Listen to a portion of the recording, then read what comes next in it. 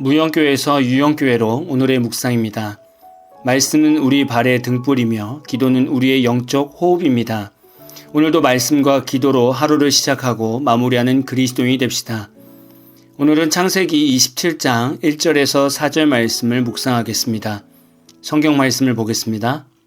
이삭이 나이가 많아 눈이 어두워 잘 보지 못하더니 맏아들 에서를 불러 이르되 내 아들아, 하매 그가 이르되 내가 여기 있나이다. 하니 이삭이 이르되 내가 이제 늙어 어느 날 죽을는지 알지 못하니 그런즉 내 기구 곧 화살통과 활을 가지고 들에 가서 나를 위하여 사냥하여 내가 즐기는 별미를 만들어 내게로 가져와서 먹게 하여 내가 죽기 전에 내 마음껏 내게 축복하게 하라. 이삭의 인생을 보면 모리아산에서 번제물로 한번 죽을 뻔한 일이 있었습니다. 그리고 살아오면서 블레셋 지역에서 농사를 지을 때에도 다른 이들보다 많은 100배의 수확을 얻게 되었습니다. 심지어는 하나님께서 이삭을 창대하고 왕성하여 거부가 되게 하였습니다. 또한 그랄 지역에서 우물을 팠을 때 그랄 목자들이 이삭의 우물들을 계속 강탈하였습니다.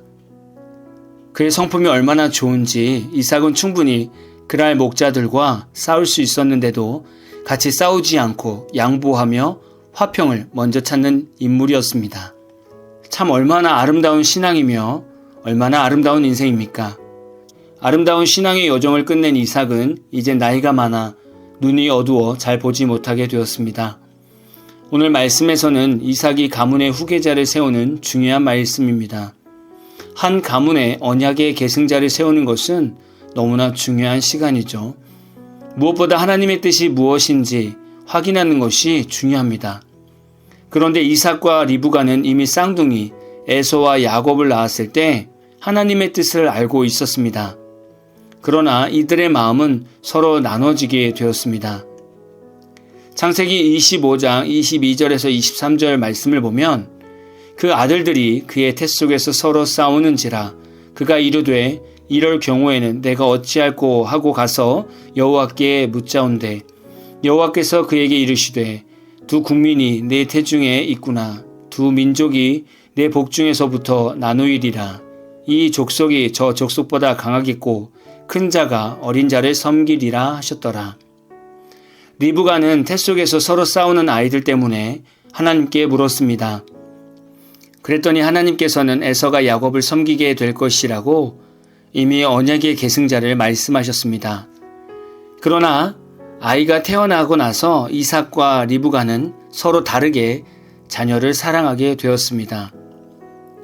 창세기 25장 28절을 보면 이삭은 에서가 사냥한 고기를 좋아하므로 그를 사랑하고 리브가는 야곱을 사랑하였더라. 이삭은 에서를 더 사랑하게 되었습니다.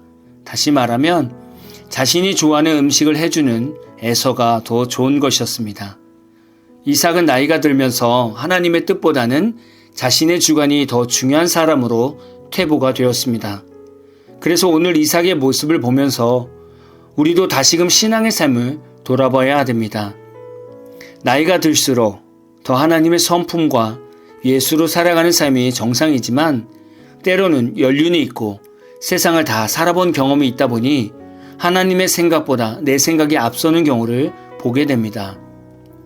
지금 이삭도 하나님의 뜻보다는 자신이 생각하기 좋은 대로 언약의 계승자를 선택하게 되었습니다. 이삭은 한 가문에 언약의 계승자를 정하고 축복하는데 그 중심이 어디 있는지를 말씀을 통해서 너무 잘 알 수 있습니다. 이삭은 에서를 언약의 계승자로 세우는데 그의 조건이 자신을 위하여 사냥을 해야 하고 자신이 즐기는 별미를 만들어야 되고 자신이 죽기 전에 마음껏 축복하겠다고 말하고 있습니다. 이삭의 말에는 하나님이라는 말은 한 번도 나오지 않았습니다. 오직 자기 자신만 등장하고 있습니다.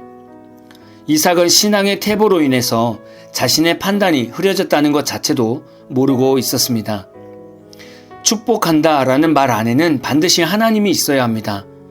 왜냐하면 복의 주체는 하나님이시기 때문입니다. 그러나 이삭은 마치 에서를 언약의 계승자로 세우는 것이 하나님의 뜻이라고 여기며 축복이라는 단어를 사용하고 있습니다. 우리의 신앙이 이럴 수 있어요. 저도 목회자이지만 지금까지 여러 곳에서 목회하면서 참 마음이 무거울 때도 있었습니다. 예를 들면 교회 직분을 받을 때 마치 직분을 사듯이 집사는 얼마, 권사는 얼마, 장로는 얼마를 내라고 하는 교회들이 있습니다. 물론 하나님께서 직분을 주셔서 감사한 마음을 표현하는 것은 너무나 아름다운 일입니다. 그리고 부한 성도와 가난한 성도가 있으니 어느 정도 형편에 맞게 감사헌금을 맞출 수도 있습니다. 그러나 이 모든 것이 교회의 규모에 따라 교회가 크면 그만큼 중직자 직분을 받는 것도 쉬운 일은 아니니 교회 규모의 자존심과 명예를 생각해서 헌금을 높게 정하는 모습도 가끔 보게 됩니다. 이삭이 자기 중심으로 언약의 계승자를 세우고 그것이 하나님의 뜻인 것처럼 말하고 있는 것과 직분자를 세우면서 마치 이 정도 교회 규모에서 중직자가 되려면 이 정도 헌금을 내야지라고 말하는 목회자와 별반 다를 것이 없어 보였습니다. 말씀을 정확하게 묵상하고 기도하는 목회자나 성도들은 분명 명확하게 분별하게 될 것입니다. 무엇이 옳고 그른가를 알게 될 것입니다. 제가 이렇게 말씀드리는 것은 직분을 받을 때 감사헌금을 내는 것이 맞다, 틀리다 라고 말하는 것이 아닙니다. 그 안에 하나님의 뜻이 무엇인가를 묻는 것입니다.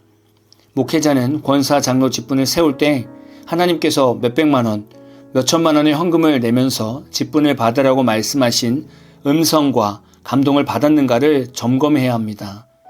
하나님의 뜻이 없었다면 그것은 오늘 이삭처럼 영적인 둔함과 태보에서 나오는 판단이 될 것입니다. 저와 여러분은 노년으로 가면서 신앙의 태보로 걷지 마시고 하나님 앞에서 더 순수한 믿음의 소유자가 되시기를 진심으로 소망합니다. 오늘 말씀을 묵상하면서 제 자신이 먼저 회개하게 되고 목회를 돌아보게 되었습니다. 저 또한 교회 중심, 하나님 중심의 교회를 세우고 싶습니다. 교회를 제 중심, 제가 좋아하는 음식, 제가 좋아하는 환경, 또는 성도들이 좋아하는 말씀이나 환경을 따라가는 것이 아니라 하나님이 원하시는 것이 무엇인지를 늘 깨어 구하는 목회자가 되고 싶은 겁니다. 이를 위해 생각나실 때마다 기도해 주시면 감사하겠습니다. 여러분 또한 교회의 중심이 되시면서 순수한 중직자, 성령 충만한 중직자가 되셔서 마지막 때에 주님이 부르시는 교회와 성도가 되시기를 진심으로 기원합니다. 오늘 말씀을 묵상하시면서 다시금 하나님께 우리의 신앙을 새롭게 해달라고 기도하는 하루가 되시기를 또한 진심으로 기원합니다. 오늘 마무리 찬양은 주영호님과 그 외의 다수 CCM 가수분들의 새롭게 하소서라는 찬양입니다. 찬양 후에는 잔잔한 연주곡이 있습니다.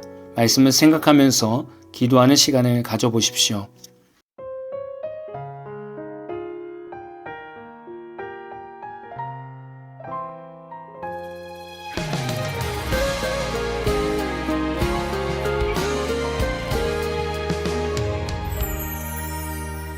오직 주님께 나 찬양합니다. 나를 푸르른 풀밭과 실만한 물가로 이끄시네. 낙심될 때에 또 기도합니다. 내게 두려움은 끝이야. 날 새롭게 하소서, 늘 새롭게 하소서. 오직 주로 주 하나로 선한 기쁨 누리도록. 또 새롭게 하소서, 더 새롭게 하소서. 십자가의 그 보혈로 나를 정결케 하소서. 내 주여, 오 주여,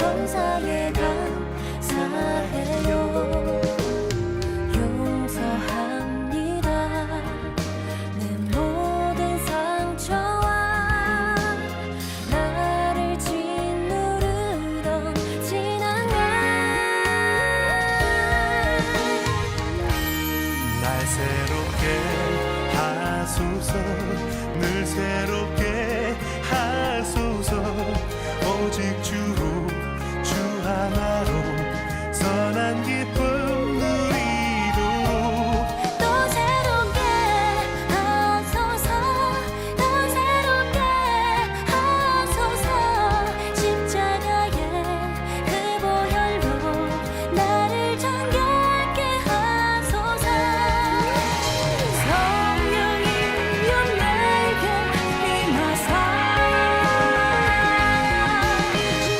주만 따라가게 하소서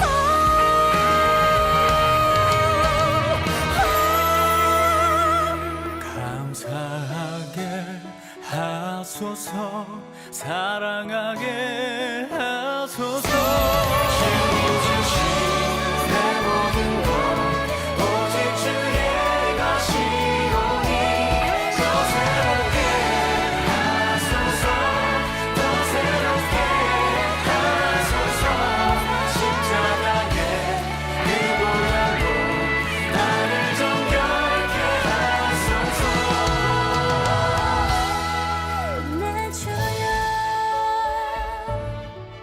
오 주여